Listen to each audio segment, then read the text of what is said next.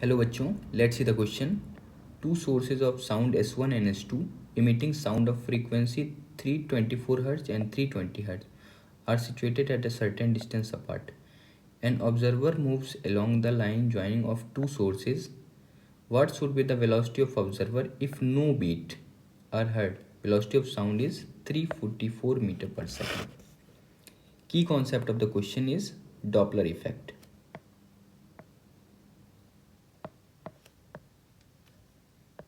Doppler effect.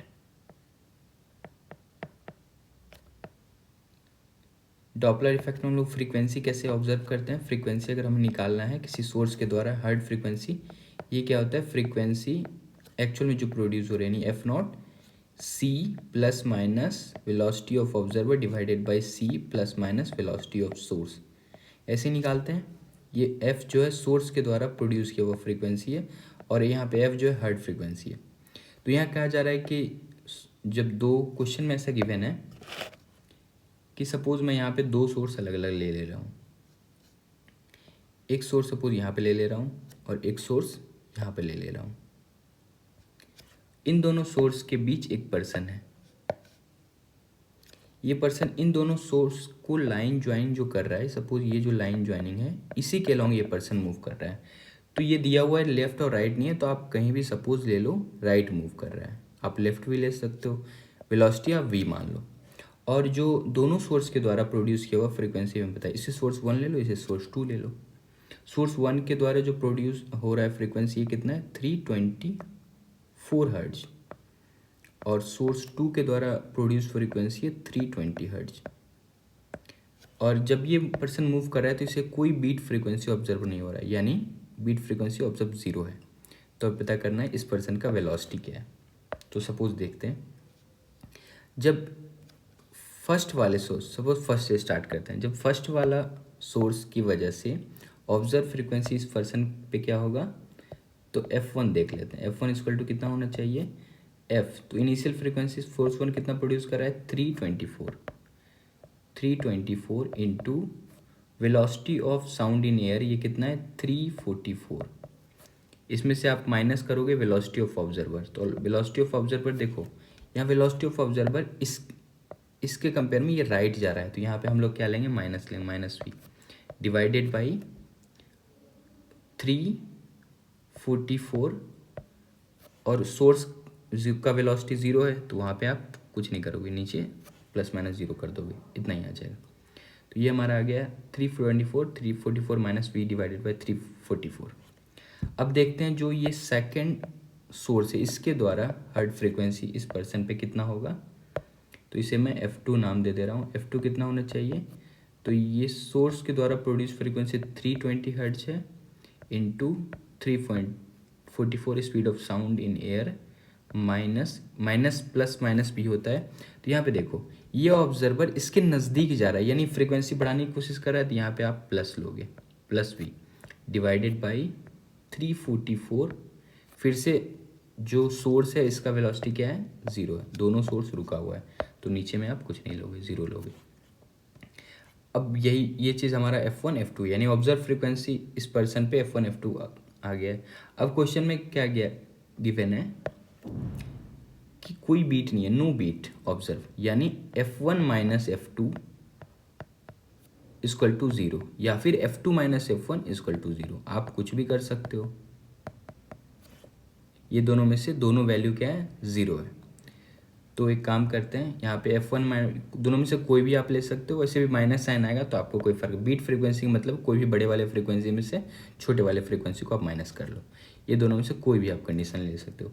Suppose हम लोग F1 minus F2 अगर लेते हैं, तो F1 का वैल्यू कितना है, 324 into 344 minus V divided by 344, इतना minus 320 into 344 plus V divided by 344. इसका वैल्यू इन दोनों का सम कितना होना चाहिए, 0 होना चाहिए. बस हमें इसका बस क्रॉस मल्टीप्लाई करना है. तो देखते हैं ये आपका ठीक है, नहीं इसको बराबर के उस साइड लिया था, बराबर इक्वल टू 0 है, ये दोनों को हम लोग क्या कर सकते हैं, इक्वल कर सकते हैं. तो इस चीज़ को आप ऐसे भी लिख सकते हो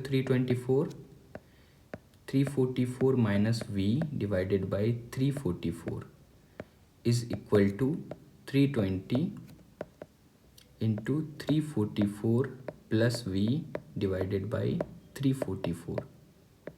यहाँ से आपका क्या आ गया, ये 344 से ये 344 कैंसिल आउट हो गया। बाकी इसको आप कैसे लिख सकते हो, ये मैं दूसरे पेज में ले रहा हूँ।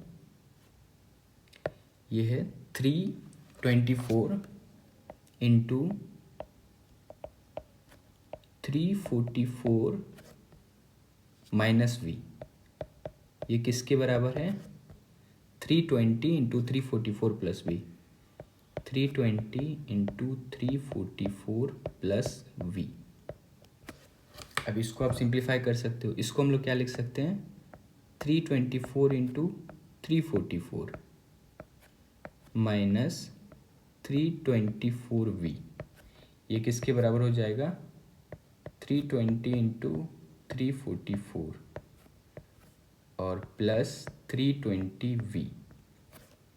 अब 324 वी को आप उधर लिख चले जाओ तो ये दोनों जुड़ के कितना हो जाएगा, 324 V plus 320 V equal to 644 V हो जाएगा, इज इक्वल टू, अब इसको बराबर किधर लाओगे तो ये माइनस में आ जाएगा, यानी 324 इंटू 344, ये आप माइनस करोगे। आप हमेशा ऐसा कोशिश करो ताकि कैलकुलेटर यूज़ ना करना पड़े, वैसे भी एग्ज़ाम में कैलकुलेटर अलाउ नहीं होता है।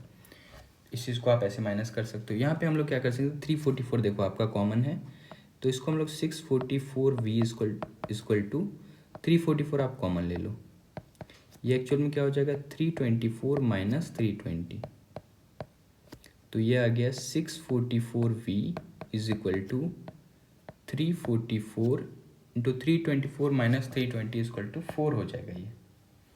तो यहाँ से v इक्वल टू आ जाएगा 344 इंटू 4 डिवाइडेड बाई 644। अब ये देखो, ये अप्रॉक्सीमेट, अगर आप इसको इससे कट करो, इस 4 को 644 से कट करो तो अप्रॉक्स कितना होगा, 161 होगा। ऐसा क्यों, 16 चौके 64, 640 होता है, और एक इंटू 4 4 हो जाएगा, तो 161 हो जाएगा। अब 161 को 344 से करोगे तो आप ऑप्शन मैच करा सकते हो, ये लगभग 16 दूनी 32, तो 2 पॉइंट कुछ आएगा। तो देखो 2 पॉइंट कुछ आएगा, तो आपका ऑप्शन कौन सा दिया हुआ, ऑप्शन नंबर 4। तो ऑप्शन नंबर 4 कितना है, 2.1। आप इसको सॉल्व करोगे तो 2.1 के बराबर ही आएगा। तो आप एग्जाम में अगर आता है तो आप ऑप्शन वाइज ऐसे मैच करा सकते हो। तो करेक्ट ऑप्शन कितना होगा, 2.1 मीटर पर सेकेंड। Okay, thank you.